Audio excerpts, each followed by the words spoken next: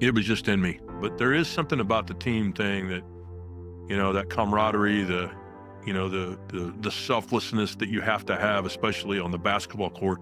And so being a team player, reacting to coaches in the right way, reacting to adversity in the right way, all of those things are extremely important for young people to understand so that, as they get older, attitude matters. The importance of, being selfless and being unselfish at the times that, not only is it going to make us a lot better, it's going to help you in everything you do in life.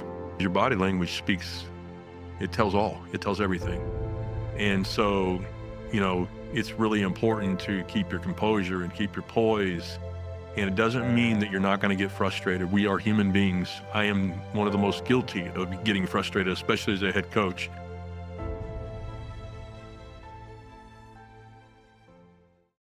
This episode of the Alien Podcast is sponsored by the Waffle Bus, specifically the one in Derby, Kansas. But if you want to see if you have one near you, go to thewafflebus.com. And I guarantee you will love the food. It is great. I'm not just saying that. I love the place. I'd eat there every day if my wife would let me. Anyway, thanks for tuning in. Back to the show. So today we have Coach Mark Potter. Coached at Newman for 19 years, was it? 19. So, okay. So college coach, husband, father, grandfather. So, Yes. And some other things we'll get into now that you're very passionate about some mental health awareness. That's right. Speaking. So I greatly appreciate it. Thank you for your time today. So it is an absolute pleasure. Thank you for having me on. So look forward to whatever we're going to talk about here, No problem. So I like to go back to born and raised. Mm-hmm. I do it every time just so we can cover it all. Yeah. So I was born and raised in Sedan, Kansas. Okay. Which is a little small town down in southeast Kansas, and played all the way up through. Played baseball when I was a little kid. Mm-hmm. Back in those days, you didn't have all the travel teams and all the teams until middle school. Like we had middle school basketball, and right, and then you get to high school, and then it's football, basketball, baseball, and I played all three sports in high school, and then graduated in 1981. Mm-hmm. And I met my wife of 41 years now. Her name is Nanette. When I was a 7th grader and she was an 8th grader. Okay. So, we've known each other a long time. Yeah, to say the least. Mm-hmm. And so she graduated. She was a year older, so she graduated a year ahead of me. Okay. And we actually went to different colleges. Mm-hmm. I went to Cali County Community College out of high school, and I played both basketball and baseball. Oh, okay. And then I went from there I was there for 2 years, and I went from there to, at that time, Newman University was called Kansas Newman College. Okay. And so I played both sports there. I couldn't make up my mind on which sport I wanted, so I loved them both. So I played both basketball and baseball.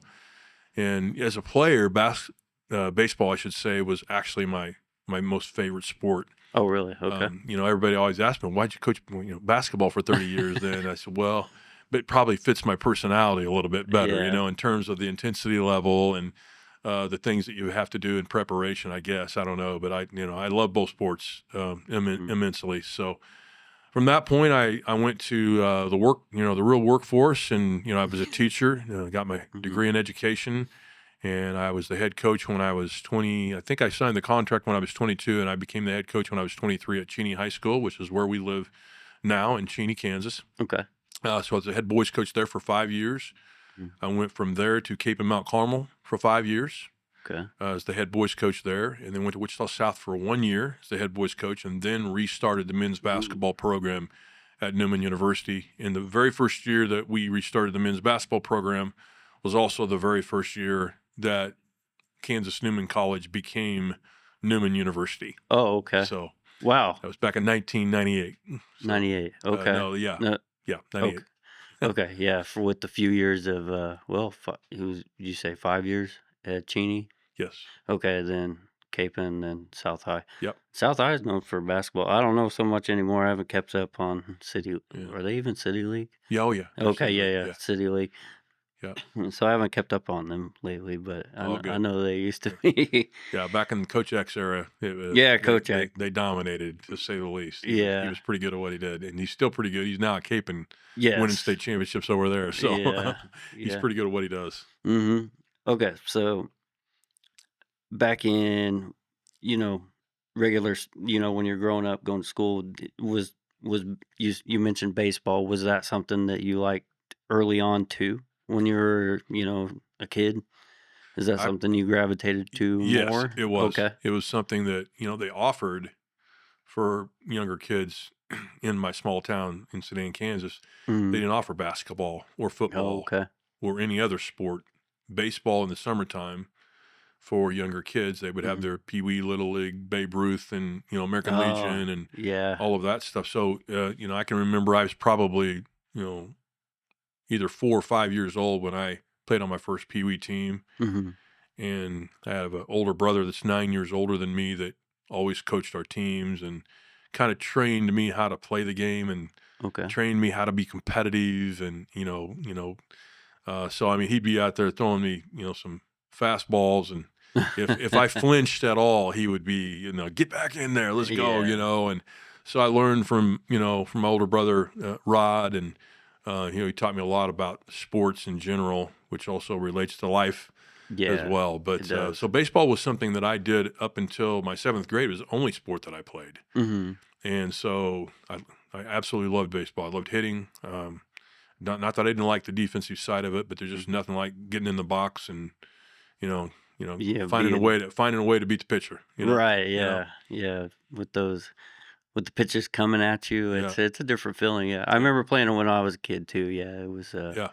and then I, of course, got into what I did, but okay, and I just thought about that too, that makes more sense that, resource-wise, it probably is easier to have baseball for a smaller town than, an That's right. indoor gymnasiums or big football programs or, Yeah. anything like that. They started football in middle school, so they started Mhm. in the seventh grade, and then basketball they actually would you would actually have a team in the sixth grade, but you didn't really play any games. You just practiced, and then seventh grade you actually started games there. So Okay. it was pretty limited. I mean, you go back in those days and you think, how do kids develop? And that's a whole other topic for another time. But we as a society now we get them started really early, and man, we travel all over the nation and we take them all these different Yes. places, and like I said, it's a discussion for a different time. But Mhm. I do think there's a time and a place where I hope that we're going to, as a society, say, yeah, maybe we're burning some of these kids out. Maybe we got to look at it a little bit differently. But anyway, that's a whole nother discussion. It So is. yeah,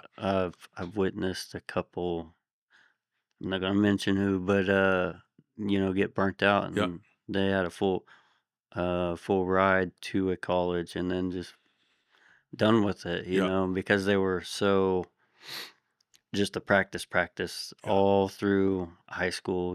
Middle school and high school actually. yeah. Okay, so you go to Cali. Um, is that some? Did you walk on, or is No, it I had a you I had go? a, I had a scholarship to go there, Okay. and I think in the 2 years that I was there, I started all but two games Okay. at Cali. So I played a lot of minutes for him, which I was really, really fortunate to be able to do that. My sophomore year, I was all conference. And then, the hard part for me was because I did not just play one sport, was when I was being recruited to go to the next level. Mhm. Many coaches knew that I played both sports, and many coaches, weren't going to approve of me playing a second sport, which Mhm. I also understand that, being a Mm, college coach, you're trying to yeah. get all of your guys on the same page at the same time. Right. And I was just fortunate that, at that time, Jim Seward was the head basketball coach and the athletic director at that time, Kansas Newman College, now Newman University. Paul Sanagorski was head baseball coach, and they both agreed that I could play both sports. So the thing about basketball, from a basketball perspective, it offers a lot more from a scholarship standpoint. Mhm. And so basketball pretty much, not that I couldn't have gotten at least a portion of scholarship baseball wise, but basketball pretty much paid for my college education. Oh, okay. And so I was really fortunate to be able to have that, you know, Mhm. in as well. So, um, but baseball. was my Mhm. favorite sport. So I remember my junior year, my basketball coach allowed me to play in 9 fall league games Okay. so that they could at least evaluate me. Yeah. And then it wasn't, I don't know, by the end of September, I was on the basketball floor and not doing any of the baseball until basketball season was over. So, Okay. but I was just really fortunate and blessed that I got there at the right time, the right place, that I was able to, step on, and Coach Sanagorski took a chance on me and started me. And, I was really fortunate there for 2 years, both basketball and baseball. So, Right. yeah, so I really enjoyed that experience, and that's where I got my degree. And Okay. I coached a couple years, 1 year under Coach Sanagorski, and then while I was finishing my degree, and then did the same thing in basketball for 2 years before I got the degree and headed out and started being a head coach. Yeah.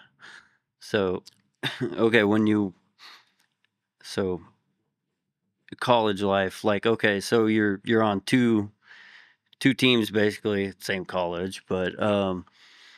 uh, was there any issue with you juggling both of this? I mean, well, you said you stopped and then, you were able to go Yeah. right into basketball, but like was Yes. it something easy for you, or you You know, didn't mind it I because you guess I loved it? I guess the only thing I could say is that you love something so much is that you Right. don't even think about it in those terms.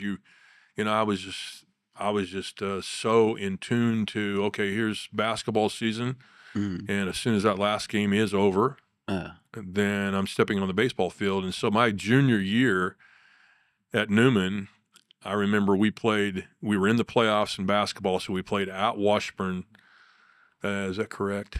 It may have been at Benedictine. My senior year, we were at Washburn. But anyway, we were in the playoffs on a okay. Saturday night. And the very next day, the baseball team was leaving for spring break for a trip to Arkansas to play their very first games of the season. I had not practiced one day with them, Okay. except for those fall. But in the spring, I had to stay on the basketball court and be a basketball player. Now, was I going up, to the batting cage and getting some swings in Yeah. and getting some stuff done on the side? Yes, I was. Uh-huh. And like I said, I was just fortunate that Coach Sanagorski decided, somehow, some way to just, I was a first baseman as well. So Hmm. he started me, and I was fortunate that first week. I played really well and hit the ball well. And so there wasn't an issue. And when I played at Cali, nowadays, if you ask about Cali baseball, you'd say, man, it's incredible. Yeah. It's really good. When I played there, it was not. Hmm. And I say that because it's probably the only way that I could have played both sports and been able to walk right into baseball and still start for that team as well, because they just weren't as good back in those days. Nowadays, they're real good. Yeah. They put out a handful of big leaguers, and Mhm. they get great players every year. They So do. They have some nice the basketball backing. team was pretty good this year too. They went to the national tournament. So Oh, really? yeah, yeah, Okay. I didn't keep up on that. yeah. Okay, I missed that. Um, okay, so and then you get out of college, um, and then you go into coaching in high school. Um, what was there something that you just wanted to be involved with sports still, or to the coaching itch? It Did was it? just in me. It was just It was okay. just absolutely in me. I had a coach by the name of Les Davis in high school that coached down. It was a small town, remember, Yep. but he coached all three of the major sports: Oh, football, you coach basketball, and small. baseball. Okay. He was the only coach I had, Okay. and so I saw the way he did things. We were extremely successful Okay. in that small town, and so I saw what he did and how he did it, and I'd always been just, I was just, this is interesting. My 90-year-old mother, who still lives on her own, Okay. I was talking to her yesterday. My father has passed away a little over a year Mhm. ago, and I just, I talk to my mom every day, and I said, I miss Dad. I miss Mhm. Dad. Thought about him a lot yesterday, being Father's Day, Yeah. and the reason I said that was, my dad started coaching us way back with my brother, way back when we were in Pee Wees, and then my brother kind of took over. But Okay. I say that because they were so supportive of what we did. So we played all three sports. Growing up, we played baseball, and then get to middle school and high school, play all three sports, and our parents are supporting us. My mom and I had the conversation yesterday about my middle brother, who's about almost 2 years older than me. Okay. He's a year ahead of me in school. Okay. He was more of a great athlete, Okay. great basketball player. He was a college football player. Had a chance to try out punt for the he was a punter as well, so he was a really good punter. He's an All-American linebacker at Friends University. He's the crazy one of the family. Like he Okay. just soon hits you as rather than anything else. But Yeah. you got to be crazy if you're going to be a really good football player. Mhm. But I told my mom, I said, I remember Brad, my brother. Mhm. He was okay with like going out in the garage with our grandpa and working on stuff, and I just wasn't interested in any of that stuff. I Yeah. was interested in, do you have a basketball, you have a baseball or a bat or a glove, or I know that sounds so you know simple, but that's just who I was. That's the way the good Mhm. Lord made me, and so I loved sports. Okay. It is really from the day I can remember, when I was probably 3 or 4 years old. I had a ball in my hand, and I was making up some kind of game if I didn't have somebody to play it with. So sports was kind of part of my life when I was young, and then it became my life, through college. Obviously, for the next 30 years, as a head coach. So Yeah. S- Um, I did play team sport, maybe when I was middle school, early high school. So I don't really know the feeling of that, but is there also that feeling of wanting to be with a team too, the other well, guys? when you only play team sports, I guess that the answer to that question would be yes. Well, I mean, just like You how know, the brotherhood, I guess, Yeah, that you no build. question. There is Okay. no question about that. Okay. I think it's a good way to put it. That it is a brotherhood, and Mhm. the best teams that I've ever coached Mhm. were some of the greatest young men you'll ever meet. And I'm talking high school as well as college. Okay. And that brotherhood that you're talking about, the same applied when I played. Mhm. I still have, incredible relationships with some of the guys that I played with, in college. And we're not, real close with all of them, but there's a different level of commitment when you get to the college level that you have Right. to make. And if you don't have a closeness as a team, it's going to be a long Season. season. Yeah. And with me playing two different sports, basketball's brotherhood, it's different than baseball. Yeah. Baseball, I have way more guys that I stay closer to Okay. in this day and age. That being said, I still have a lot of guys that I still, stay in contact with on the basketball side of it as well. But there is something about the team thing that, that camaraderie, the selflessness that you have to have, especially on the basketball court. Baseball, not quite as much. Okay. But there's many things in baseball that people don't realize, that you have to be selfless, and you have to move runners sometimes, when give up your batting average, and get, a bunt down or hit the ball to the right side, or whatever you got to do to make things happen in baseball that people don't really see or pay attention to. But in basketball, if you're not a team player, it's noticed in a hurry. Mm. And Okay. and so if there's any type of selfishness going on, I've always told young people that when a college recruiter comes and looks at you in a team sport, especially basketball, they probably already know you might be good enough to play for them, but what they're really doing is they're looking at all the little things about you, to make Okay. sure that if they're going to offer you a scholarship, that it would be worth their time and effort to do that. And so, being a team player, Okay. reacting to coaches in the right way, reacting to adversity in the right way, all of those things are extremely important for young people to understand, so that as they get older, attitude matters. and Okay. and no matter what job we do, if we don't go about it the right way, we don't have that team mentality. And that's what really kind of why I said what I said, was because you can tell in a heartbeat whether a young man is totally Committed. committed to the team Mhm. versus maybe not quite 100% in. Okay. And so, that's what's so much fun for me, when I teach. I teach basketball sessions now with Okay. small groups. I coach my fourth grade, going to be fifth grade granddaughter's team, and I Mhm. get to teach them those kind of things. The importance of, being Mhm. selfless, and being unselfish at the times that, not only is it going to make us a lot better, it's going to help you in everything you do in life. So Okay. See, like, okay, so I'm learning this right now. Like, yeah, it makes sense that you would want to learn, like, not only can this player shoot really good, pass really good, how's the other team feed off him, like in a timeout? Maybe are they communicating good? that's it. Do they have a good vibe with that person? Are they kind of staying away from them? Yeah. Could be a really good shooter and everything, but if The body language isn't there with the rest of the team. That's right. Okay. Yeah, the body language thing is something that it's the very first thing that I start on with any Okay. of these small groups that I teach or my granddaughter's team. As I start with Mm-hmm. that body language, I said, because your body language speaks, it tells all, it tells everything. Mm-hmm. And so, it's really important to keep your composure and keep your poise. And it doesn't mean that you're not going to get frustrated. We are human beings. I am Mm-hmm. one of the most guilty of getting frustrated, especially as a head coach. But just today, when I was coaching my granddaughter's team, I talked about the importance of what's called, he's a sports psychologist by the name of Dr. Spencer Wood. He calls it Okay. hype number. And that's a whole nother story. But what that is our emotional level that we play at our best. On a Okay. scale of 1 to 10, for example, I'm a pretty intense guy, so I'd give myself an 8. Well, if I stay on an 8 from an Uh-huh. emotional standpoint, I'm a pretty good coach.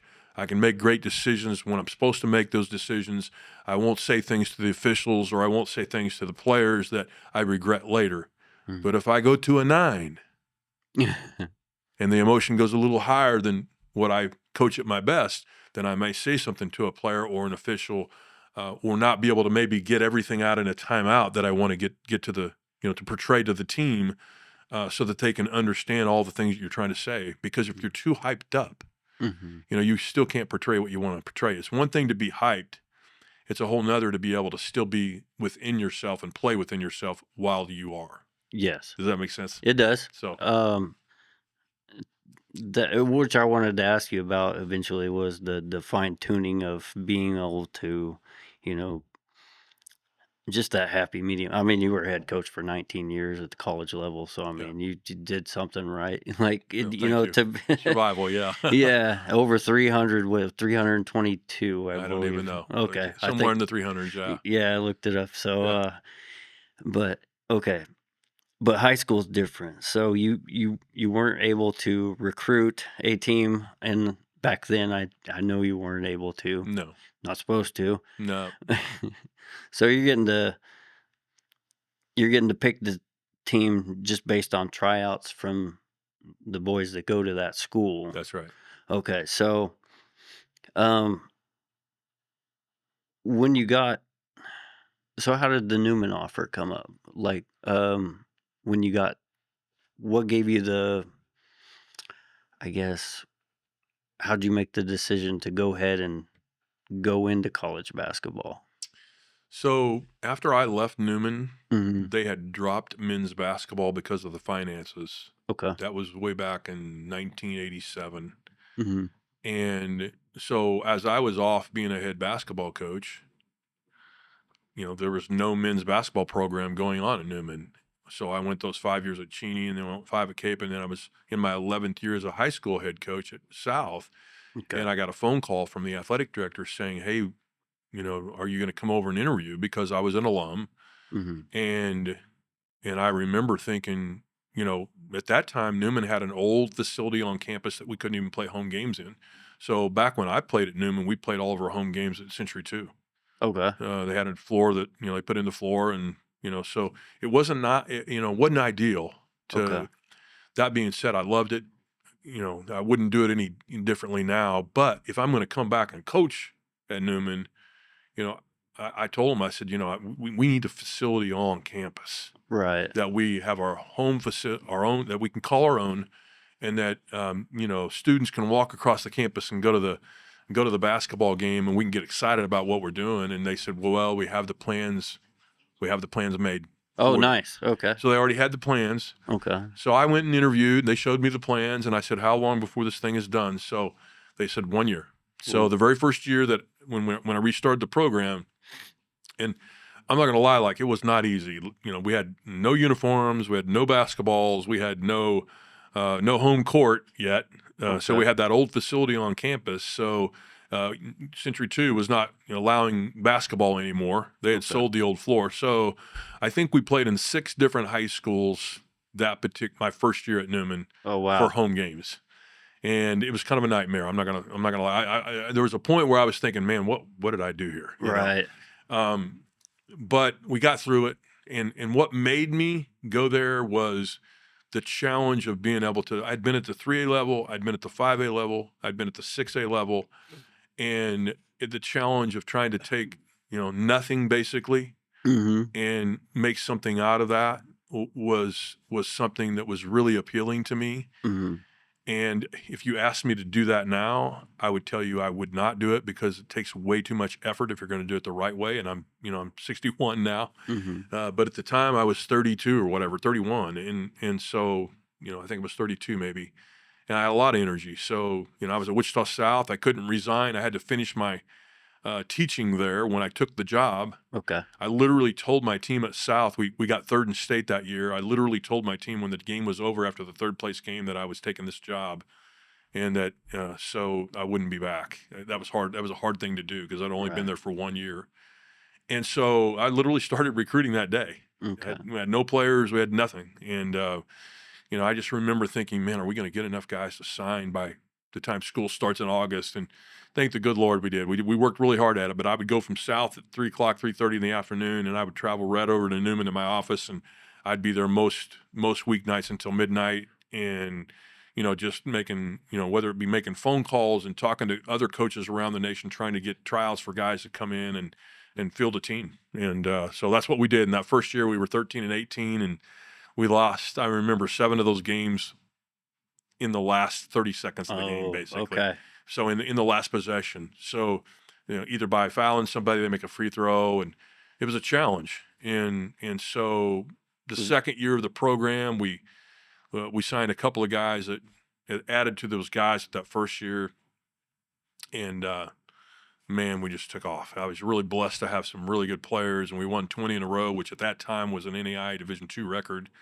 Had a tied our NAIA Division II record. okay. Went to the national tournament. We're ranked in the top 15 in the nation, and it was just a blessing to be able to restart a program in the second year, be able to get those kind of players that make you look like you can coach. Like Right. we had some incredible guys. So we had a great start to it. That was back when we were NAIA, and then I was there for 19 years. I think it was my 7th or 8th year we made the full transition into NCAA Division II. Okay. And that's when you would have seen our teams come over to Wichita State and play R over there after we went NCAA Division II. I was trying to remember how many times I know. I think when I coached, I want to say it was 4 times when I coached, but Yeah. I was I'd have to look back on I was that. trying to remember the last year was maybe 15 or 16. I can't remember Yeah, now. I'd have you to could be look it right back about up. that. Yeah, Yeah, but I always loved the atmosphere, by the way, when you guys would come over, or any, yeah, like any Kansas school when they would come in, that being Pitt, Fort Hays State, Newman, yeah, Friends. I don't know if you noticed it while you're coaching, but how the crowd cheers for both yeah, sides so it was always really fun. yeah. And I know it helped you guys out. It Yeah. did. They during those years, they'd give a game guarantee, and it wasn't as much as what it used to be back in the olden days, but it was a great thing for our Mhm. university, to be able to play in front of 11,000 fans, and the very first year that we did it, we competed pretty well, and Mhm. then and then they got it going. And after they got it going, we didn't compete near as well then, even with a couple of really good teams at R the Division II level. But they had some pretty good players. They had some NBA guys that are still playing today that are the real eh, deal. I was gonna say you got to coach against Fred and Ron, didn't Yes, you? And, yes. Evan and all them. Those guys can go, and they're fun to watch, and not fun to coach against, but fun to watch. But when you watch them on film and you're trying to get ready for them, you're just like, man, these guys are another level good. Yeah. And so sometimes, you put together a game plan and that game plan doesn't go quite as well as you like because the other team's just that much better. Right. And when they were there, they were that much better. They So were. Yeah. I always, I talked to Zach Bush on and off, one of the walk-ons I for know the. Zach real well. Yeah. Okay. I'll probably send this to him. But anyway, like, yeah, I always mentioned to him about how they basically destroyed Division 1 basketball for had a pretty good run. Yeah. It was something amazing to be from here. Yes. To witness it from right here in town, and then yeah, I mean that would be cool to just coach against some guys and Yeah. the spot you were in. I Well, it was mean, just the publicity that Newman University received. It hmm was priceless. because we also played at K-State in Mhm. a nationally televised. I say nationally, it was a regionally televised game, Okay. and I can't remember how many people actually watched that game, but it was a lot. And Mhm. so you're playing in front of. They weren't sold out at K-State, but they were number 4 in the nation the year that we went up there at the beginning of the year. Obviously, it's an exhibition game, Mhm. so they were close to sold out, and it was an incredible atmosphere up there as well. It's just the publicity that you cannot put a price Right. on that kind of publicity for Newman University, because all of these different people are seeing our name, Mhm. Newman University, on the uniform. We're getting that free advertisement Mhm. that would cost us a whole lot of money, Mhm. had we tried to purchase that kind of Right. advertisement. So it That was a and great thing for the university. right, and, did you coach at the field house too? Or was it only Wichita State and, K-State you went to? Yeah, K-State. Yeah, Okay. we actually went to North Texas one year as well. Oh, okay. So we're there down there. It's nice facilities Yeah, too. I very don't know how nice. they The were Green then, but Machine down there. Yeah, yeah, yeah. they're No, they're now in nice. yeah, yeah, they're in the American now. But okay, so did you start off Newman with, when you started coaching there with all freshmen, or were you able Oh to no. pick up some sophomores Yeah, and Newman University on the men's basketball side, every sport was a little different in okay. terms of how you recruit. But Mhm. with men's basketball, if we were going to compete, I had to get mostly transfers from junior colleges, and or sometimes a Division I transfer would Okay. come down to play. As a matter of fact, that second year, Marlon Sears from Derby, he was playing at Western Illinois, and we were able to sign him to come back and play for us. And he was one of the biggest reasons that we were able to elevate our program and go to the next level. That was our second year of the program. Okay. So we had, and then when we went to NCAA Division II, Mhm. we had, quite a few NCAA or D1 transfers that came back and played at Newman. And then, guys that, if you're gonna be any good and compete at the highest level at the NCAA Division II level, you Mhm. have to have some guys that are Division I talent. Okay. That's just the way, NAI was no different. If you were going to be able to compete against NCAA Division IIs, you had to have some guys that were really, really good Division II type players. And if you had a couple Division I guys, then you could elevate your team. And that's how we were able to get to the Okay. national tournament and win all those games in a row. So we were really fortunate and blessed to have that. And, did the having the was the JUCO yeah, JUCO national champ it's been In over there. Hutch for years. So, good Yes. recruiting grounds too for Oh that, yeah, or not as much for Newman. I did sign a couple guys out of there okay. of the national tournament, but great recruiting grounds for me was, I lived in Cheney, so my Okay. wife taught there for 29 years. Our children went there Okay. all through school, which is unheard of for a guy that had been, a college coach for 19 years. Okay. No, most of the time, you would move different states and whatever. Our children got to go to the same school all the way through, so we were really blessed with that. Mhm. And so my recruiting opportunity, we're 40 minutes from from the arena. So any junior college that came in to play Hutch, I Okay. had a 40-minute drive to go watch that other junior college as well. Okay. So I could go there. Pratt was about 50 minutes from my house. Mhm.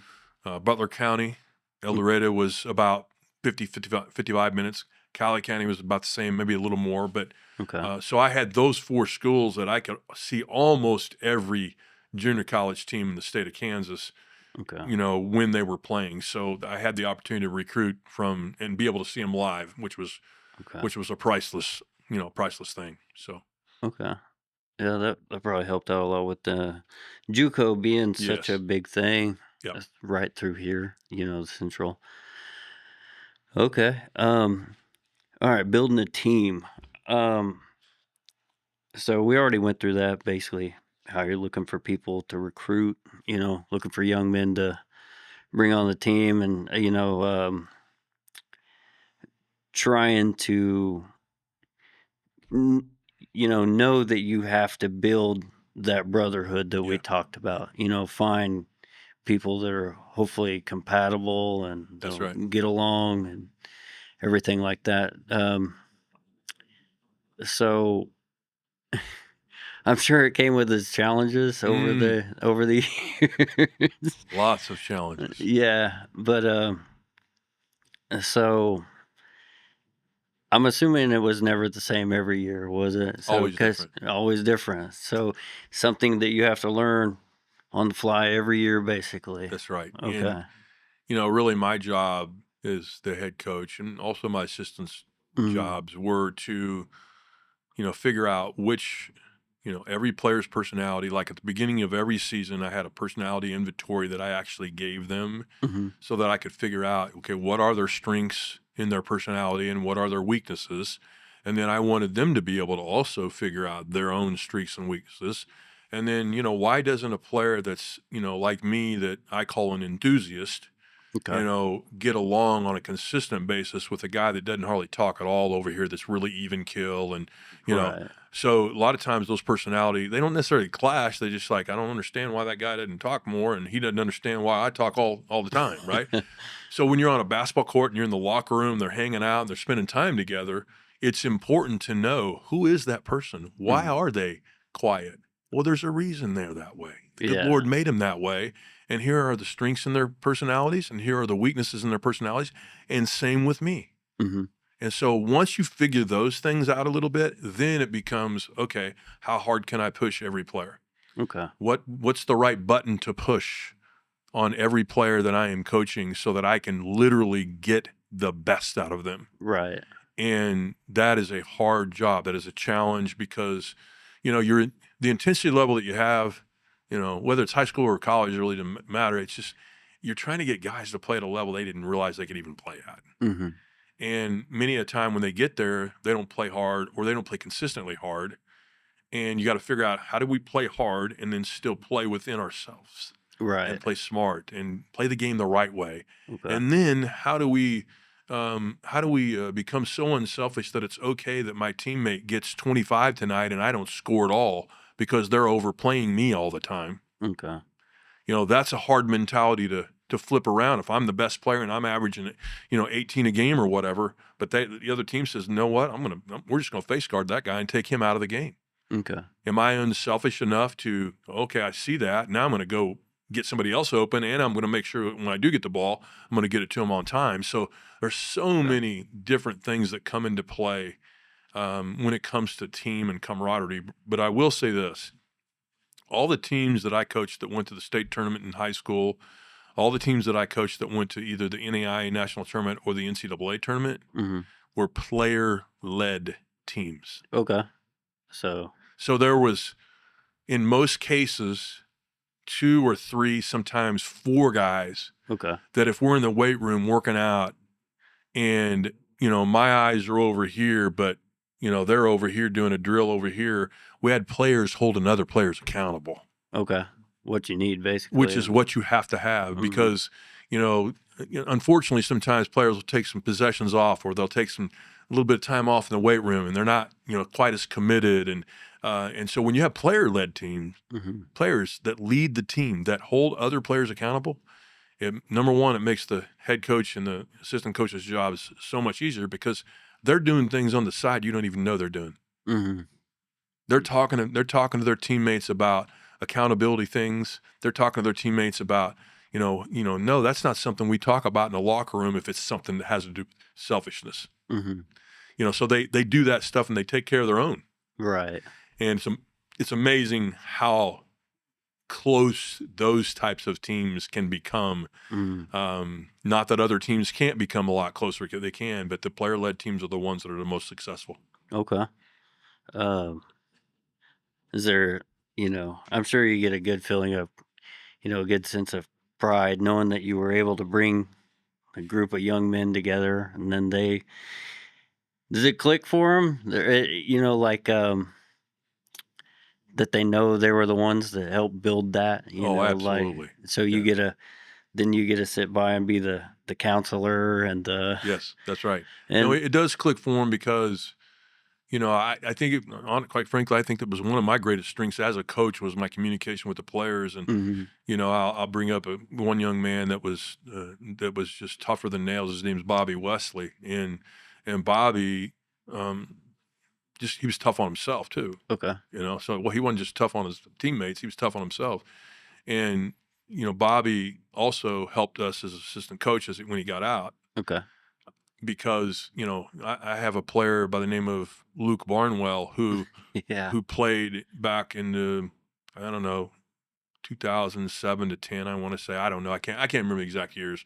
Don't quote me on that one. I don't know if you can take that out or not, but if you can, take it out. Um, I'm pretty sure he played at one of the Wichita State games. yes. Yeah. Yeah. He Okay. probably did. I'm sure he did. But I might be wrong too, but I remember the name. but So he's him, another player by the name of Stan Dom, Talonda Charles. Like I could go down a whole list of names. So I'm yeah, going to be, if I start listing too many, I'm going to leave people out, right? But right. but those are players that led their teams, and I can go to Luke Barnwell, who he was at Sunrise Christian Academy as the Hmm. head coach there for I don't know 5 or 6 years. Then he was the assistant coach at Texas Tech on the men's basketball side the previous 2 years. So they got to the Elite Eight this year. Right. And now he took a job as the head. I don't know if he's the head assistant or the second assistant. Don't Minnesota. quote me on that, but he's at the University of Iowa. Iowa. Okay. Yeah, Yeah. I was University trying of to Iowa. remember where he went now. Yeah. Yeah. So Okay. very proud of those guys. But here's why I want to tell you about guys like them.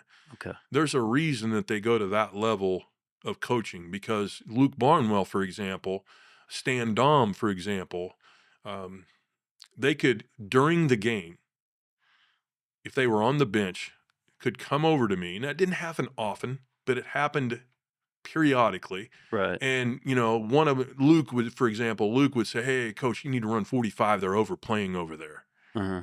And you have to understand that, as a coach, you're like, man, my player knows more than me right Oh there. yeah. Right. Like your mindset, you have to be ready for those types of things.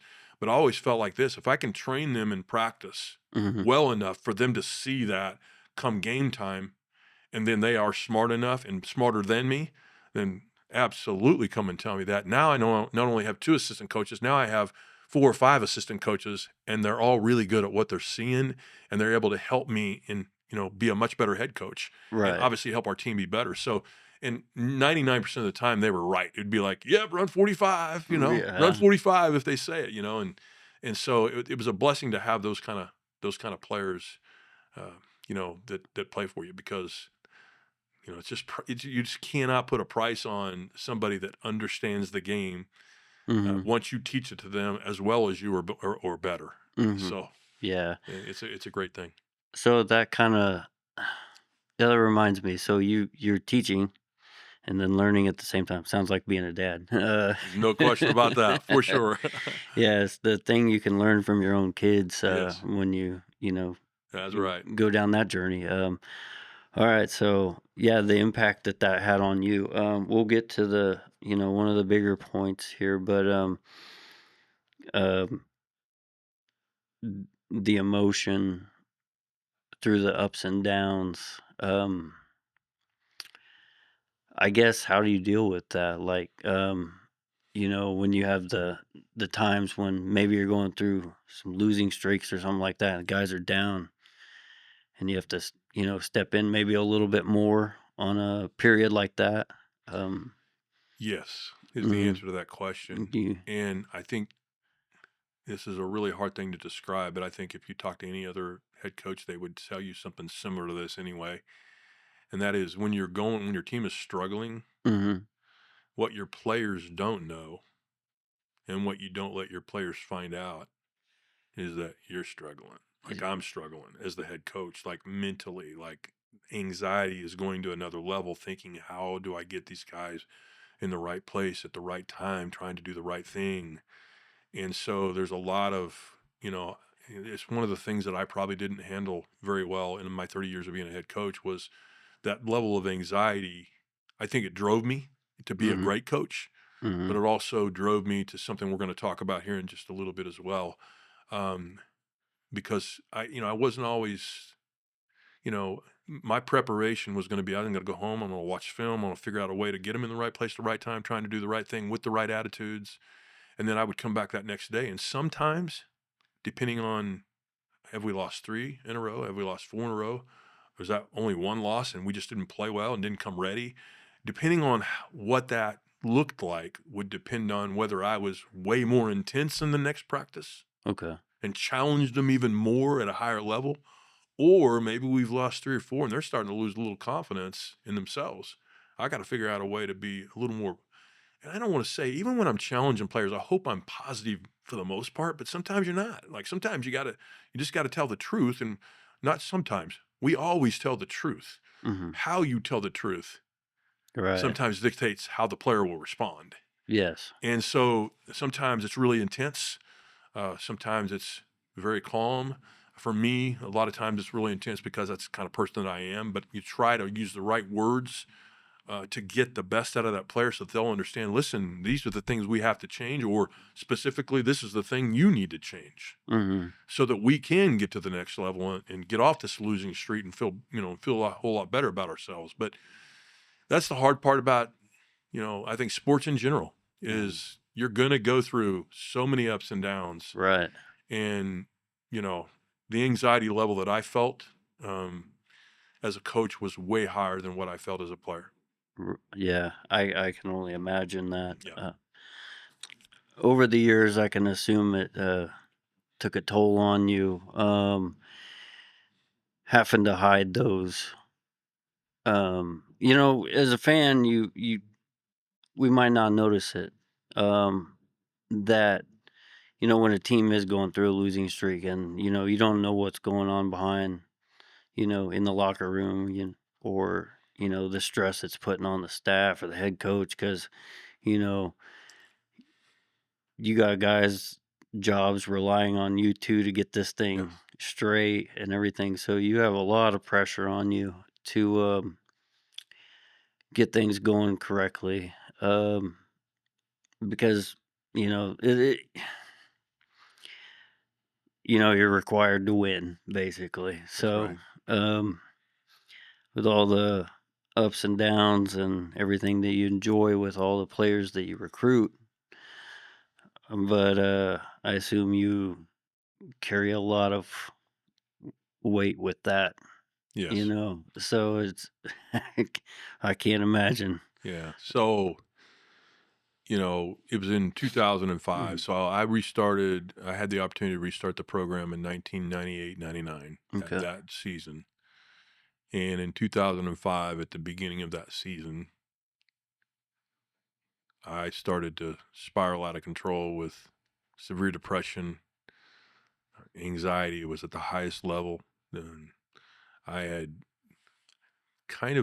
like a couple years prior to that, I'd kind of gone through a little bit of what now I know is depression. Mhm. And probably almost every season, um, I had a little bit, like even in the winning seasons. I mean, like even when you're on a roll, sometimes, you're trying to keep it on a roll. Like there's always Right. things to think about. But this particular season was different. Mhm. And, I must have been just, ripe for the situation because it was literally day number one of practice that year where I started thinking, man, something's not quite right here. Okay. And I started getting some signs and some symptoms of depression. Mhm. And by the end of the first week of practice, I remember, I would walk up to at Newman. We have the practice floor, and then all the coaches' offices are on the second floor. So I'd walk up the stairs after practice and go down to my office and shut my door, and I would literally cry. I'd put my head down my desk and cry, and not really even know why. Mhm. Just feeling this anxiety level at a level I'd never felt it before, and that's depression that's starting to really set in. I started to, isolate myself a little bit more. I started to keep that door shut a little bit longer. My drive from Cheney, the 30 minutes that I had from Cheney to Newman, became a drive of just high anxiety. And many people say, well, what made it happen this year on this particular, in 2005? Why didn't it happen? I don't have an answer for that one, other Mhm. than I'd gone through it for a lot of years prior to that, and maybe it finally just caught up to me. I don't know. Okay. I do have in my family some, if there's some mental illness in the family, then always, the reason I bring that up is because I want everybody that does hear this podcast to know that there's a potential. You just, be aware that, if somebody in your family, mom, dad, grandma, grandpa, has ever gone through mental health issues, you might have it, as well somewhere down the line. So always be aware of that. And so it took literally about 4 weeks for me to spiral completely out of control with my thoughts. Okay. I didn't tell a soul. Mhm. Um, So making it worse. so it was making it worse. It Okay. was, I was brought up in, similar to anybody else at my age, nobody talked about mental health. Right. Matter of fact, that wasn't even really a thing. It's you need to suck it up and you need to pull up your bootstraps and you need to go forward. Yeah. And so there I was, the head basketball coach at Newman University, going to practice, surviving in practice, doing a really good job of faking my players out. Mhm. Up to that point, I had done a decent job of faking everybody out, and my wife at home was starting to see some signs. Okay. And so I'd be in my chair and she'd see some tears run down my face. My wife had seen me cry one time in those 30 years that we'd known each other at the time. Remember I started calling her when I was a seventh grader and she was in eighth Right. grade. So we'd been married for 21 years at the time and known each other for over 30. Okay. And so when she saw the tear, rolling down my face, and I always tried to keep it from her because it wasn't like I'd kept it from her for a while. Mhm. And she obviously became extremely concerned and started asking a lot of questions. What's going on? And I basically lied.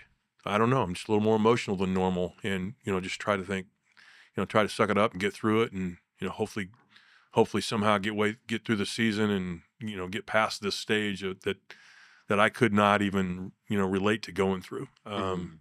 It was it was everything you can imagine. Oh, yeah. This is June is Mental Health Month. Okay. Yep, it is. Mental Yeah. Health Awareness Yeah. Month for men, Mhm. and I remember feeling so embarrassed, Mhm. feeling guilty, Mhm. just feeling like what is wrong with me that I can't go about my normal business, coach my team like I'm supposed to, and carry on with life. What is wrong with me? And that wore on me. So Mhm. not only was my serotonin level in my brain starting to drop, that's that chemical imbalance. Yep. Um, I was trying to hide it from everybody because of the stigma that is attached to it. Mhm. And there is a stigma to this day. That's why my wife and I speak on this topic. But there is a stigma to this day that many people will not talk about their own struggles with mental health issues because they're afraid of what they might think. And in some cases, I know um, when people are struggling, they're trying to figure out like what's the next step here? What Mhm. do I do? What's the decision I need to make here? And if they've never been told by somebody else, hey, you need to talk to someone about this. Yeah. If they've never been told that, then the first reaction for all of us, females alike, is going to be, I think I'm going to keep this to myself and just try to get through it. Mhm. And so I've seen and talked to many people that have gone through severe depression for many years, still able to get out of bed and go to work somehow. But they would start, I've seen many of them start self-medicating way more, like Mhm. so many people ask me, like, what are some of the signs you see when somebody starts to like plummet and Mhm. spiral a little bit? And thankfully I didn't drink or I would have been in a gutter. I Yeah. promise you that, Yeah. because that's what I would have done. I would have taken that and tried to get out of my mind, because it was always just like this torture, Mhm. this turmoil going on in my brain. And that's the only way I can describe that anxiety feeling that takes you down to the depths of depression. Right. And so I was in the depths of it Mhm. and still trying to figure it out. And my wife starting to ask questions. And to make a long story short, I did not tell my wife I had suicidal thoughts. Mhm. That started at about the third week. Okay. And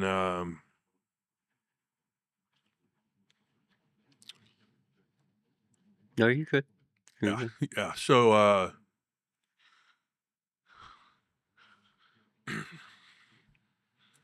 Yeah, I mean, um it's when you've never been there, Mhm. and I wouldn't wish that on my worst enemy, Right. because you feel like your life is turned completely upside down and you don't know how to get it turned back around. Mhm. And the common sense thing would say, well, why don't you tell your wife? Why don't you tell her the truth? Why don't you tell someone? That's what common sense would tell you. And I tell a lot of people this, that once a person gets to the point where I was, many times they don't have enough common sense at that point to tell that other person, hey, I need your help. Right. You know, we went to a conference. We've been to very fortunate to speak in 30 different states on this topic. And My wife and I, we received an email about a year ago from an administrator in a different state. Okay. And he said he had heard us speak, Mm-hmm. this makes me emotional. And he said he heard us speak, but he said I didn't immediately go back and talk to my wife about it. He said that wasn't what I was going to do. Mm-hmm. And he said months Right. later, he was at some type of convention, and he said, my goodness, what am I doing? Mm-hmm. And he just texted his wife. He said, help me. Yeah. So, if I say nothing else more about depression, mental health issues, anxiety, bipolar, like there's so many different types of mental health issues. I hope anybody that listens to this podcast understands the significance Uh-huh. of speaking out and telling someone, listen, I need your help. I just need your help because I'm not sure what to do. Can you help me? And, Right. we always just tell people, listen, we'll be there for you. And, whatever we need to do, to help, get you through this and get you to the doctor, which is what we always, tell people, get to the doctor, let them know exactly what's going on in your mind. And then they can start that process of helping you with a counselor potentially. And again, there's a stigma with that, men thinks, a lot of men, I should say, and me included at that time was like, I'm not going to go see a counselor. What? Like, I don't need a counselor. Hold on a second. Right. Like, no, I did need a counselor. I needed to Right. figure out why was I thinking the way I was thinking. And I also needed medication, and I still take medication to this day. And that's been 20 years ago. Okay. So I missed the first 8 games of that season. And as the story goes, my wife finally figured it out, and she forced me to go to the doctor. I still wasn't going to go to the doctor, even after I had basically told my wife, I can't live this way anymore. Mm-hmm. I didn't say I had suicidal thoughts. I just said, I can't live this way anymore. Mm-hmm. And so my wife went to work. She's a warrior. She saved me.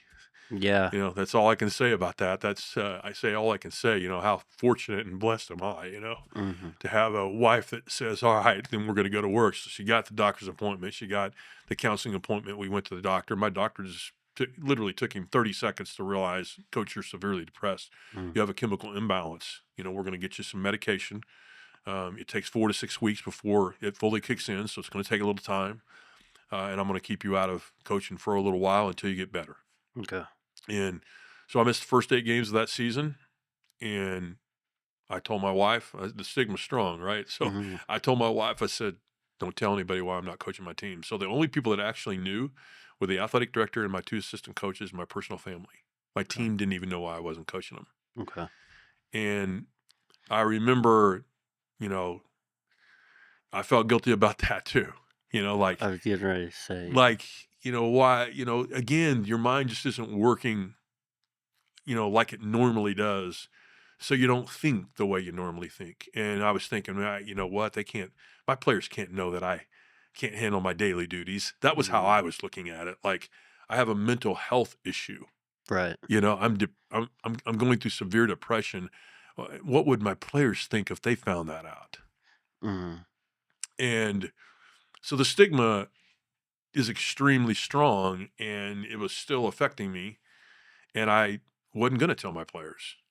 But I remember when my doctor finally released me to go back, he released me, and I remember when I walked into the practice facility, we were practicing. I got there before practice that day, and one of my players, you may even know this young man, his name's Cole Elliott. Cole Elliott, he's from Derby. Okay. Okay. Yeah.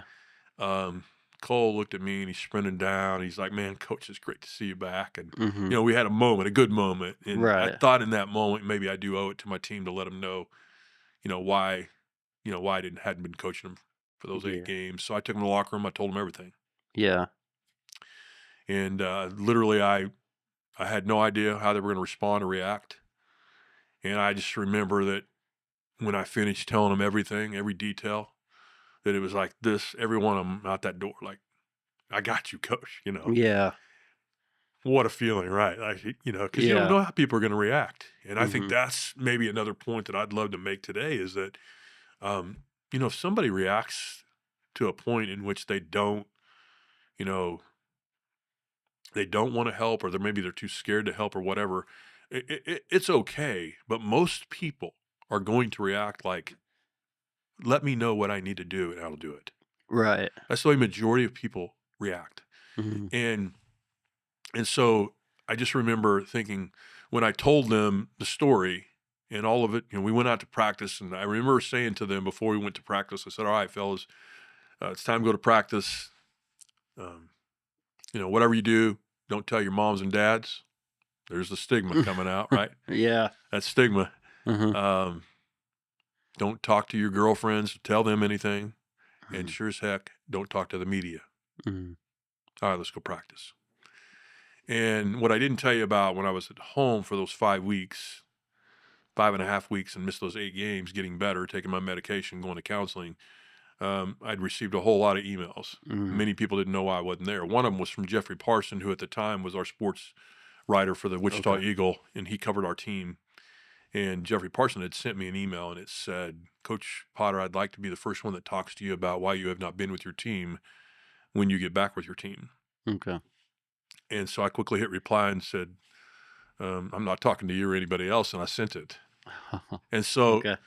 at the time, again, I didn't want that information for the public to see that. That's my personal life. That's kind of how I felt. And yet, you know, I'll never forget, 2 days later, after that practice was over, we get on the vans. We were heading to Washburn, and I always had a policy that a freshman had to sit up front with the coach. And I was driving one van. They hated that policy, but we wanted to kind of get them acclimated to the road. And so that was a good way to do it and just have regular conversation. But Right. this freshman, he's from Phoenix, Arizona. His name's Dan. He jumps in the front seat. Like, they don't normally jump in the front seat and ready to go, right? Yeah. They normally like, who's coach going to make, be in the front seat today. Yeah. And we didn't have a whole lot of freshmen, normally 4 or 5 or whatever.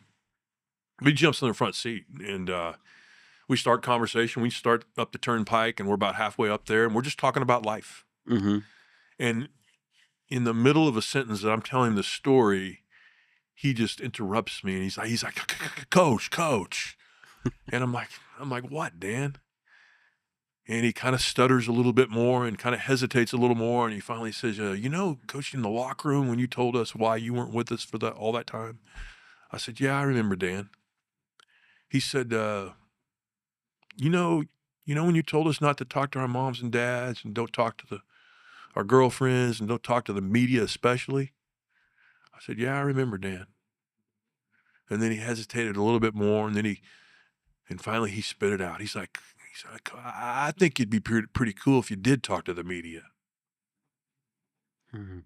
I was shocked at Yeah. that statement. I remember thinking, what is he talking about? I'm not going to do that, Yeah. And I changed the topic. Mhm. And I remember getting up. That comment bothered me so much. We got up there, we played the game, we got back home. I got home at about 3 a.m. and I went in and I woke up my wife. I was so bothered by the comment. There's a lot of things that happen in the course of a life that try to change the trajectory of, what's going to happen, right? And I remember my wife and we got on our knees and we just prayed about it. Mhm. And obviously, the answer to the prayer was that that freshman was right. We needed to open up and talk to the media because there's a lot of other people that need to hear my story. Right. I mean, I knew there were other people that probably struggled. I just didn't have a clue how many. Mhm. So I called up the media, told him everything. He put the article in the paper, and I mean, we got inundated. We estimate that we had over 400 people contact us in the first 24 hours. Wow. And then we started getting letters in the mail. And about 2 weeks after the article came out, I got a letter in the mail from a high school just up the road, from a high school senior just up the road from Newman. And this high school senior said, Coach Potter, you don't know me, but I read the article in the paper. He said, after I read the article, he said, I realized that I had some of the same signs and symptoms that you were talking about. And he said, I finally told my mom and dad about my struggles. And he said, my mom and dad took me to get help. And I just wanted to write you this letter to tell you thank you for putting the article out and thank you for saving my life. Wow. Yeah. So, you get this letter 2 weeks later, and, the freshman's up there telling you he thinks it'd be pretty cool. And, So I had a 19-year-old freshman and a 17-year-old high school senior that played a tremendous role in Teaching me you. deciding Yeah. to tell other people Mm-hmm. about my own mental health struggles to help so many other people. We had no idea. We had no understanding of how many other people struggled. And so, um, what most people don't know is that freshman, I didn't know it either. Already gone through severe depression. Oh, okay. He had 2 attempted suicides. Little did I know his senior year in high school. Mm-hmm. This young man from, that sent me the letter, you know, he, uh, what he was telling me was that, things weren't going well, and without your story, who knows what might have happened. Thanks for saving my life. So people need to hear other people's stories. They do. Mm-hmm. And that's why I always challenge every audience that I speak to, that every one of us we have a story, and it may not be, my story, but we all have struggles, Mm-hmm. and not everybody maybe has gone through severe depression or incredibly high anxiety, but at some point, if you live long enough, you probably will, Mm. Or encounter or somebody that. encounter somebody that has. And Yes. so it's really important for all of us to know the signs and symptoms, and to also be ready to sit down and say, you know what? These are some struggles that I had. And I always tell parents, grandparents, you know, any adult that might be speaking to young people, that our story matters, that Mm-hmm. your story matters. And then those young people, the high school kids and middle school that are sitting in that audience, their story matters. Yeah. And way more than I ever realized have gone through mental health issues than I could even comprehend. Mm-hmm. And so when we decided to get out of coaching, I decided to get out of coaching. We decided to, take it on the road and speak about this topic. I just didn't have any idea how many people had actually struggled. And we have a lot of stories to tell, right? But we don't have Right. time for it today. But my wife and I have just been really blessed to be able to, you go through something really difficult in life, and then you be able to take that and hopefully impact other people in a real positive way, and get them to turn things around in terms of how they think about mental health as well. Mm-hmm. And just ask for help, Yeah. speak Comes up. right. And I think to me that's what um comes down to be like, just being a good, community member, like a brother and sister to anybody, to just be willing to listen. Um yeah. I know another thing is, somebody I have anxiety too. It depends, on what it is or what day, some things, but I can already tell right now, like, people may think that when you took your time off, your little leave when you were first getting right, I say, on your Yeah, medicine, and because that has to kick in. It takes a little time to get in your system. that's right.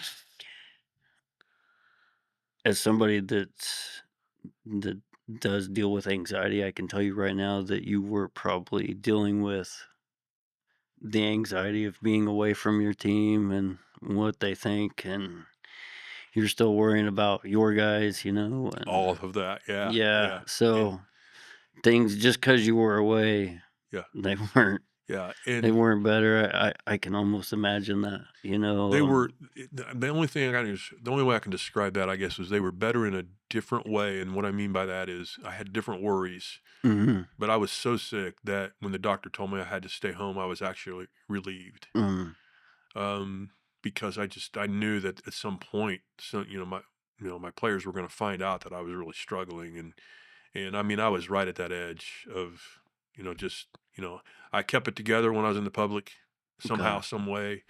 And then when I would go to my office or get in my car, I would just break down, and you know, it was it was it was difficult. That being said, like you talked about, them when the medication, it takes 4 to 6 weeks before it kicks in. Now, there's some anxiety medication that can kick in immediately, Right. like within, a few minutes after taking it. But depression, antidepressants, Mhm. they take 4 to 6 weeks before they fully kick in. So mine took, they start kicking in around, I don't know, the 3 to 3.5 week mark. Mhm. Because I literally almost did nothing up until I started feeling a little bit better. And Okay. so, I'm not, there's not we just try to attack the stigma now with whatever, Right. audience that we're talking to, Mhm. and, try to let people know that it's okay not to be okay. But what's not okay is not to do something about it. Mhm. So, Yeah, I can only imagine too, being from a small town that, it's kinda like, you go to work, you work hard, the small yep, town thing. yep. I grew up small town too. With small towns, you still have that, everybody cares, but it's like, It's almost worse in the small towns, yeah. in my opinion, because everybody does know each other Mhm. for the most part. And so you're really worried about what somebody else might think because they know your business in some ways. They're going to know if you're not going to work, Mhm. especially, well, in my case, they knew if I wasn't going to work because I wasn't sitting on the bench when we played our first game. And, so when you're working in the public, people know that. Right. And so they start asking a lot of questions. And so my wife I told her, I said, don't tell anybody. So she was doing quite a bit of lying to people when people would say, what's wrong with your husband? What's going on? Mhm. And she would just try to keep it simple and say, well, he's been struggling a little bit, uh, with his health, but we're working on it. We're going in the right direction. So she didn't really specifically say what it was. Okay. So Alright. Um, the feeling walking back through the door to your team, the first practice, you said you got there early? got there before the practice started. Yeah, Yeah, before the practice. Okay, before the practice. yeah. Was there any weight off your shoulders coming back to them? Or It, it's, were you a little bit I was nervous or nervous. I nervous? was nervous because I I didn't even guess, know how I was going to handle it. right. To be real honest with you, I just thought, okay, do I just walk back in and say, hey guys, man, it's great to be back, and we start the practice, and then, Cole came over and, gave me a big hug and was like, man, coach, great to see you back. And that kind of changed my thought process immediately as to what I was going to do. Okay. And so, yeah, so I honestly didn't even have a real game plan other than, hey man, I'm back. And I was nervous about what they thought about me Mhm. at that point. Okay. And I remember one of them saying, man, may even have been Cole, but one of them said, man, it was great when Coach Potter ripped me again when he was back at practice because now we know he's back, Yeah. Okay. so yeah, so that's how we handled it. Mhm. I guess them, coming up to you and saying they have your back, was that a relief? Was that a sense of That's comfort? emotional. Oh man, you talk about that camaraderie, right? That Right. that team chemistry, the things that go with that, Mhm. and when your players support you when you've gone through um, a crisis in your life, Mhm. and they support you and they got your back, and you know that and you feel that it is just it's a priceless thing. And I know I've used that word here before, but it's just that you cannot the feeling of knowing that they're okay with everything that I just struggled with. And what I found out was that there was a decent percentage of them that had already gone through certain things. Mhm. I've told you about the freshman who had, already had 2 attempted suicides, his senior year of high school. Little, those were things that, I did not know. And so every year at the beginning of the year after that, I would sit my team down the first day and I would tell them my story Right. so that they would understand, hey, it's one thing to say I have an open door policy, but I mean, I really do mean I have an open door policy. When it comes to mental health, if you're struggling at all, you walk into my office and you say, Coach, I need help. I need some help. What can we do? What do I do? And you can rest assured I will, we'll find a way to get the kind of help that we need, and get them in the right place at the right time. And that happened, quite a few times in the next I think I coached another 12 years after that. So, Yeah. or 11 years, I guess. Yeah. Okay. So, Um, yeah, that's one thing I was going to ask if any of them, and you don't have to name names, but right. they came up to you. Was it pretty soon after saying that they might have, or did it just take a That little particular while? year, I remember that freshman and I, we had some conversations because then I found out that he'd had some struggles and, we started being able to open up and talk about it. Mm-hmm. And just within, team. And most of the time it was just an individual thing after that. It wasn't, I didn't, I was going to try to find the right place, the right time, but I would always check in with them just to make sure. And if I would see signs of them being lethargic, or maybe their grades were going down a little bit, or maybe, we checked on, how many times they were in class, if they missed class, if there was any sign at all, then I could check on them. What's going on? And too many Mm-hmm. times prior to that, I would just say, well, maybe my player was just, they're lazy or whatever. Most of the time, it's not that.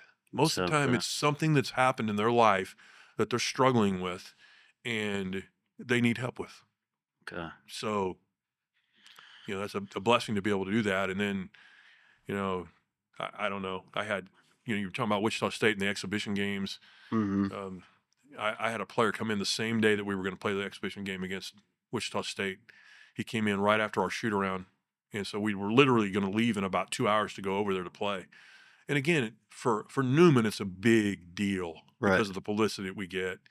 And I can name this name because I have permission to do so. Okay. His name is Chuck Coley, and Chuck was my best player. He was our best player, and he came in and said, "Coach, I can't do it." And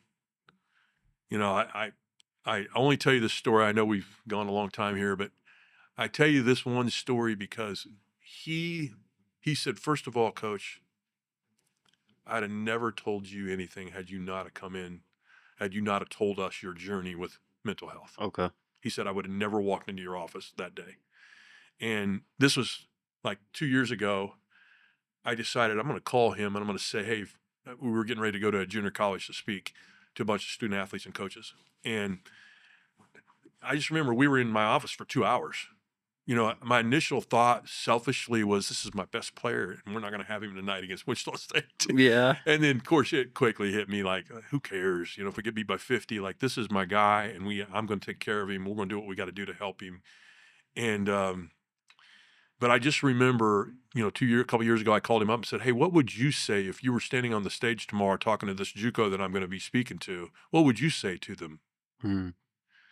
And he said, Coach, he said, that's when he told me, he said, had you not come in and told the team your journey, I'd have never walked into your office. And he said, Coach, you were relentless.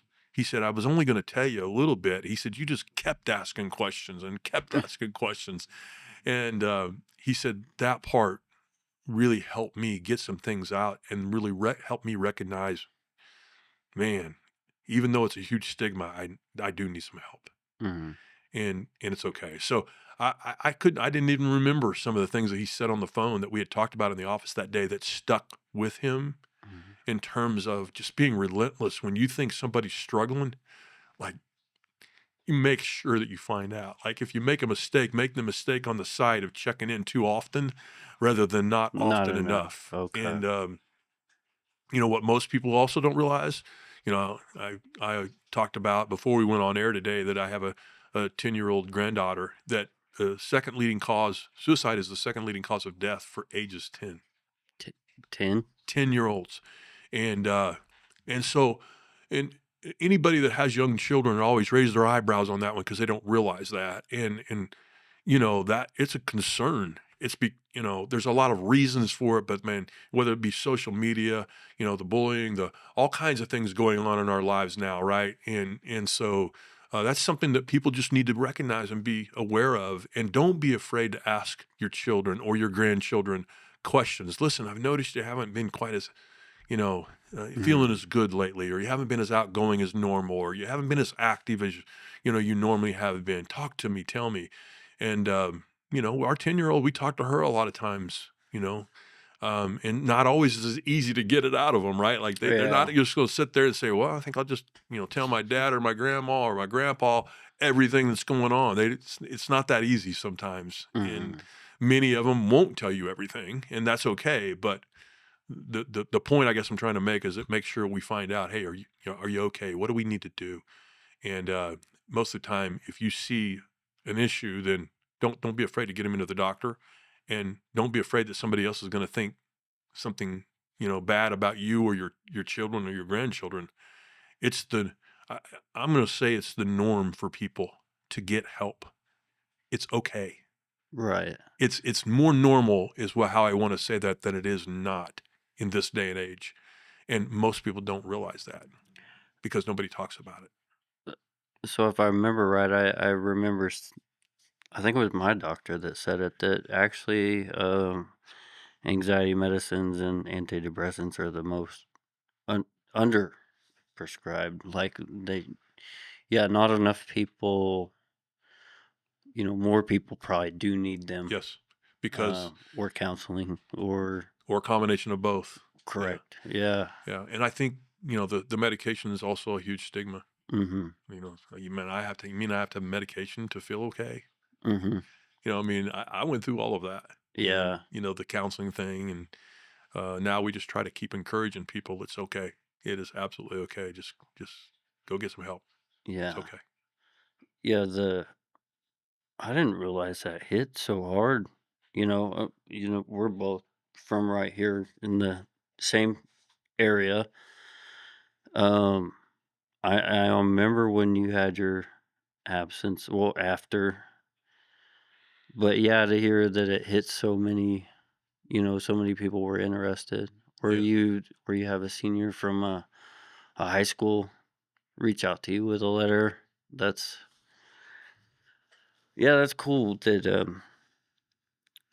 and so many. that you can impact lives like Well, that. thank you, Yeah. and that's all the glory goes to the good Lord Mm, because when you're going through it, you're asking why me, right? But selfishly, you're asking mm, why me, but little did I know, we'd be able to use something that was at the time a real negative in my life to really help a lot of other people, and that's the ultimate goal mhm. is to be able to do that. So my wife and I have been extremely blessed. Yeah. I'm sorry, because there's just a lot for me to process on this now versus yelling at the opposing coach anymore. When you're at a game or something like that. I mean, hope coaches know, like, whatever banter is, all Right, game or right. whatever there. But at the Well, same time, yeah, I you just think, guys have a boatload of responsibility. yeah. And Well, I mean, I think we all know as head coaches that it kind of comes with the territory. mhm. The banter and the yelling, the screaming, the whatever. We do know that. Passionate fan Now, bases. if you talk to Division 1 coaches who are getting things written about them every single day, now that we have social media and people are putting things out every 2 or 3 or 4 minutes about Ev your team and about you and saying all the things behind a computer that they may not say in person. That's what creates the havoc, I think, for a lot, not just coaches, but for everybody. Mhm. And, because social media's got obviously some really positive things about it. I mean, it's a great thing. You're going to be able to, put this out on social media and hopefully help, a lot of people. But social media also has um, It's the horrible. ability to destroy It others. does. It has the It ability to does. destroy other people. Yeah. And so I just, when we're talking to middle school, high school, and college, I always just tell them, watch what you say and how you say it, because it only takes one wrong thing for somebody to comprehend maybe the wrong way. Maybe you thought you said it the right way, but they comprehended it a different way Mhm. because you were getting on them about something. That's all it takes. And so we just try to encourage people to think about it before they put something on social media, so that you know they won't hurt somebody. They'll help somebody. Right. Yeah, like, when I try to communicate with my management at work, I don't like texting them. I like to talk to them. Yeah, That way you can, actually feel out things more or whatever. Like, yeah, you don't know how something will hit somebody on the that's other right. side. That's right. Just Sometimes we from, word it the wrong way, and I say we. yeah. I've done it, where Mm, I meant it this way with the wording, but they took it a different way. right. And Yeah. It's Um, not a good thing. and So, especially me, I'm not a great writer, yeah, so but you know, it's yeah, I think I've said that so many times though. We got this thing in our pocket that yep, only the elite had access to the great libraries yeah, thousands of years ago, yeah, and we have all this for good in our pocket, and all that's the right. knowledge and everything we can, and we like to argue Yeah, well, there's about just yeah, yeah, no question. So, about yeah, and about sports is fine, yeah, whatever like that yeah, that comes with the. that comes with it. Uh, But one thing I do like about sports is I like how I know the job's hard for you, your assistants and everything like that. But when you get in the gym and you're going to watch your team, your favorite teams or anything, I generally like how everything else goes out the window hmm, and we can all be together, yeah, sharing the same passion. Whether you like, it's, a rivalry yep. or anything, which, um, Sports is an amazing thing when it mhm. comes to that, and there could be an incredible rivalry going on right there between, you think of your Duke and North Carolina as they're, 7 Yeah. miles apart or whatever they are, and all the crazy stuff that goes on with those rivalries. But there's something about it when you, like you say, when you get into that, whether it's a gym or a football field or wherever it is that the competitive sport is going on, like you let all that other stuff out and you're just focused Mhm. on what's going on out here and the hopefully the enjoyment Uh-huh. part of that. I can say this. Unfortunately, I not probably, I didn't enjoy sometimes, being the head coach like I should have. Didn't appreciate the wins um, near as much as I should have, and taking a deep breath and taking a step back. I mean, you're always having to get ready for the next one, and um, the losses always hurt a lot more than the wins felt good. So Right. it just you're always trying to find the next way to be better, and Mhm. I hope people can. I've been out for 8 years now, and I hope I'm learning to take a deep breath sometimes. As I'm coaching my granddaughter's team, just teaching them how to do that Mhm. versus versus always feeling the stress and the pressure of, because as athletes, whether you're young or older or college level or high school, there's a lot of stress that goes with that too. Right. And the people that are evaluating them and commenting on them on social media as well. So just trying to let them understand how to deal with that mentally and emotionally Mhm. so that they can actually appreciate some of the small things, the small victories that we have within the game. Right. So, Yeah, so you mentioned, like, Division 1 coaches or whatever that might be more in the spotlight with social media more often, and, the criticism that they face, maybe they take it a little harder, or, if they're going through losses, the fan bases, it hits hard, they come down on them or whatever. yeah, Uh, a lot of schools, Division 1s, they'll have more resources, whereas you, though, at the Division 2 level, I don't know what your resources were like, but I'm assuming you were playing, you probably had to be a father figure to some. absolutely. Mhm. Yeah, So you have that. Um, this is what I'm soaking in, yeah, learning from all this more than I'm going to watch a game, right. No and question. just like, There's how. a lot of things that go into, when you do walk into that, arena or wherever you're going to watch the game, you know, you, wouldn't you just love to be able to go inside the ropes, so to speak, and go into that locker room and listen to the players talk and the coaches talk, and they've been in the trenches, Mhm. and so lot of different things going on, a lot of moving parts, a lot of different personalities. That's sometimes they clash, and that's how you have to try to figure out ways to get them together. But the bottom line is there's just a lot of things going on, a lot of moving parts. Lots. Yeah, Yeah, especially, yeah.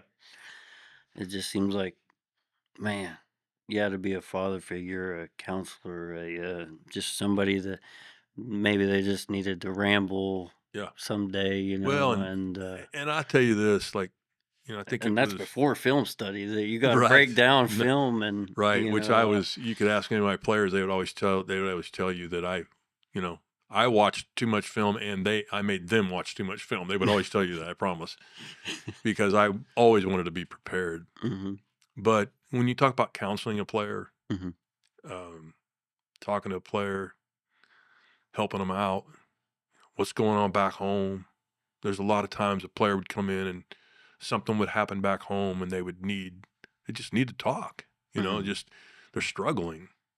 And I think it was Coach Wooden that said, the great Coach John Wooden, yes. that said, you really haven't lived a day unless you've helped somebody else out without hmm wanting something in return. It's something like that.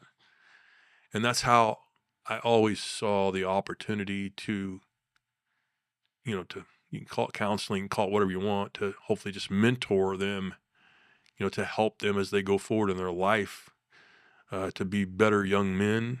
hmm And if they need my shoulder, um, then I need There. to be there for them. hmm And so ultimately, it was the most favorite part of my job. hmm It was to be able to help them when they were struggling.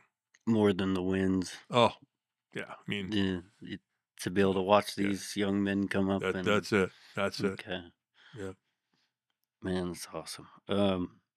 Yeah, I can only yeah. Okay, there's so much that goes on to being a coach. Yes, okay. I can realize that there's just so much more than a pick and roll and a Well, good defense. by the way, there's, and I may be I hope I don't misquote this, but this has been a while since I've studied the pick and roll. Okay. I've been Yeah, out 8 years. There's like 17 different kinds of pick and rolls, just so you'll it's know. the pick. There's Yeah, probably more okay. now. They probably, Yeah, the that's give something. and go. Yeah. The So and anyway, yeah. yeah. Okay. So Well, so now, are you able to go to a sporting event and enjoy the game, or you still do you break it down? Are you breaking plays? I enjoy the games a little bit more than I ever did before, Okay. because I am a fan and just a spectator. But I can't go to a game without breaking some things down. I just do. It's just part of who I am. Yeah, It's what I've done all my life, and it's not to second guess anybody or anything else. It's to, just who you are. like Yeah. at home, you know, I started coaching my granddaughter's team this last spring, right? So, Mhm. you got to, you don't water down fundamentals. Okay. Mhm. I want to make sure I make that perfectly loud and clear. You teach the fundamentals the same at their age as you do a college player or a pro player or a high school player, right? So you don't water the fundamentals down. You got to figure out how to teach that and teach it the right way, no matter what their age is. But what you do water down for the younger the team is, you're not going to have near as many plays. You're not going to have, so that part of it. I'm sitting there watching a basketball game in the NCAA tournament, and taping like I used to. Like, I'd tape the games and I'd go back and when I'd see a play that I really liked, I'm like, how'd they get so open right there? So my DVR, I can pause and Yeah. rewind it, and I can slow mo it, and study the play. Mhm. And I'm thinking, you never know, I may need that for Yeah. my granddaughter's team. So, Yeah. so you're always thinking about, like, trying to get something better. Right. That's cool. Yeah, I've figured that's probably how it was for you that still breaking down plays Yeah. and We just don't hardly, when the younger they are, we don't have very many in. I mean, right. obviously, we're going to water that down. So, Yeah. but they're smart little girls, though. I'll tell you that. Yeah. So, Um okay. Um and then another thing on the mental health thing. Forgot to mention about I mean you did, but if people need help, seek help. Don't let it go. Um yeah, I think more people will be willing to listen than people think about I that stigma. completely agree with you. And we've kind of learned that as we've been, Mm, really at all different sides of the United States. We've been We've been all over, big cities, small towns, you name it. We've been Mhm. in a lot of different schools and colleges, and that's what we've seen, we've observed, is that people, they're much more apt to be able to talk about it now, as long as they feel comfortable enough to do so. Mhm. And so, if we can just continue to work on that stigma and attack that stigma, then I think we can really help. With what's going on with our society and mental health. But we have a ways to go. We do. Right. And Um, do you 988, by the way. 988? Yeah. So That's all? Just if you were 988? in a mental health crisis Okay. and you needed to talk to somebody that's listening to this, it's like, you know what, I don't know, I need to talk to somebody now. You can dial 988, and there will be, it's very, very quickly, somebody on the other end of that line that will help you find a person you can talk to about anything that's going on. So it's a it's kind of, I think it's been out for maybe 3 years now. The 988 Okay. has, so it's easy to remember, Mhm. and it's kind of like the 911 thing. If it's an emergency, well, with mental health, if it's an emergency, 988. Okay. So It's good to know. I'll put that on the screen yeah, too. yeah. So, And then there's other numbers you can put up there too. But okay. yeah. Um, I have I have 2 hours and 8 minutes in. Wow. Is there anything else you I don't know. I think we've discussed a whole lot, and Yeah, I mean, I wanted to talk ball and everything, but I know the mental health thing's a really big thing for you, and that's why I wanted to have you over. yeah, And appreciate that. yeah, Yeah. you know, kind of my thing is I've had preachers on and their story, and then maybe they can come back later on to Right. we can now that we've already got their story out of the way, then maybe we can talk, other things, Absolutely. s- just stuff like that. Yeah. So I don't know, um, but I'd love to have you back. Yeah. Um, Appreciate that, and yeah, appreciate you having me. yeah. And Thank you. it's always a blessing for me to be able to have the opportunity to, talk about basketball or life, Hmm. and obviously mental health is a really important thing for me and my family. Right. So Yeah. Um, Appreciate everything you've done for Wichita and in the surrounding it's area. a pleasure. It's an absolute pleasure. you know, um, I hope to continue. yeah. Yeah. So, yeah, thanks so much. Thanks for everything you've done for the community. Appreciate it. Yep. Um, It's a pleasure. so, all right. All Well, right, man. Coach, thank you very much. Thank you. I appreciate your time and your effort, man. Yes, sir. Yeah, we